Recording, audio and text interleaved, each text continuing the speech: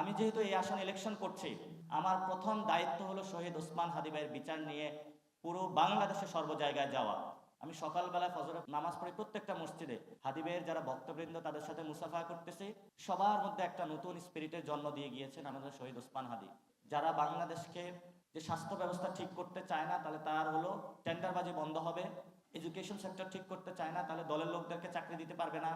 বিকারুন্নেসায় হলো কোনো বাচ্চা গার্জিয়ান যদি স্কুলে ভর্তি করাইতে যায়, তাহলে এমপি সাহেবের ফোন ছাড়া তাকে ভর্তি করাইতে পারবে না।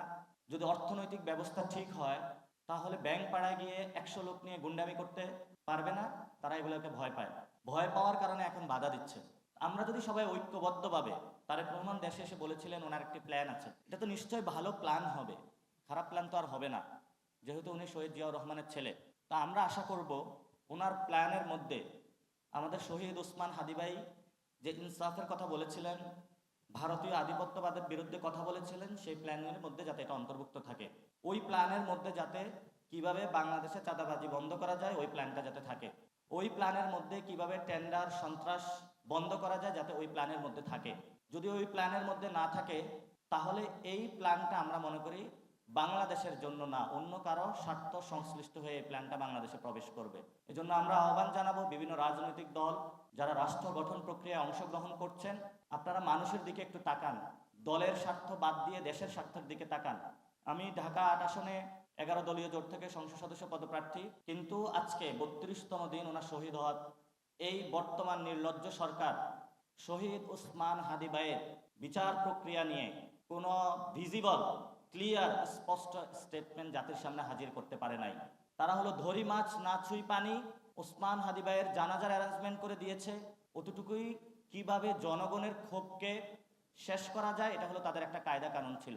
আমরা বর্তমান সরকার যারা রয়েছেন, বিভিন্ন গোয়েন্দা সংস্থা থেকে শুরু করে সবাইকে বলবো, মেরুদণ্ড আর বিক্রি করবেন না। আমাদের ভাই এই বিশ্ববিদ্যালয়ের সন্তান, ইনসাফের রাজত্বের বাণী যিনি প্রচার করেছেন, কিভাবে পেশি শক্তি রাজনীতির টাকার খেলাকে বন্ধ করে সুন্দর ক্যাম্পেইনের আমাদেরকে দিয়ে গিয়েছেন, নতুন বাংলাদেশের স্বপ্ন দিয়েছেন, সেই ওসমান হাদি ভাই বিচার আপনারা কবে করবেন, কিভাবে করবেন, সুস্পষ্ট রোড ম্যাপ জাতির সামনে হলো প্রকাশ করুন। যদি না করতে পারেন, এই দায়ভার আপনাদের নিতে হবে। বর্তমান সরকারের বিষয়ে আমরা যথেষ্ট ধৈর্য ধারণ করতেছি। আমি যেহেতু এই আসনে ইলেকশন করছি, আমার প্রথম দায়িত্ব হলো শহীদ ওসমান হাদি ভাইয়ের বিচার নিয়ে পুরো বাংলাদেশে সর্ব জায়গায় যাওয়া। আমি সরকারকে আহ্বান জানাবো যে আপনারা শহীদ ওসমান হাদির বিচারিক প্রক্রিয়া দ্রুত শেষ করেন। আপনারা এটা সাগর রুনি হত্যাকাণ্ডের মতন বছরের পর বছর ঝুলাইয়ে রাখার এই যে কয়দা কানুন, আপনারা সেটা থেকে বের হন।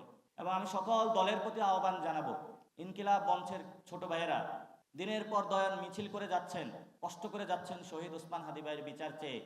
পুরো বাংলাদেশে রব উঠেছে, হাদি হত্যার বিচার চাই, কিন্তু এই ভয়েসগুলো হলো বর্তমান সরকারের কানে পৌঁছেছে না। কেন পৌঁছতেছে না? আমরা দ্রুত শহীদ ওসমান হাদি ভাইয়ের বিচারিক যে হত্যাকাণ্ড হয়েছে এটার বিচার চাই, এবং আমরা সুষ্ঠু একটি ইলেকশন চাই বাংলাদেশে, এবং গণভোটে যাতে আমরা হায়ের মধ্যে নিয়ে নতুন বাংলাদেশ পুনর্গঠন করতে পারি, যাতে আমাদের চাকরি, শিক্ষা, স্বাস্থ্য, বাণিজ্য থেকে সর্বক্ষেত্রে নতুন একটা ব্যবস্থা প্রচলন করতে পারি। সেই ক্ষেত্রে আপনারা যথাযথ উদ্যোগ নেবেন, কারণ বাংলাদেশ যখন হেরে যায়, তখন একমাত্র বাংলাদেশের ভরসা হয়ে দাঁড়িয়ে থাকে ঢাকা বিশ্ববিদ্যালয়।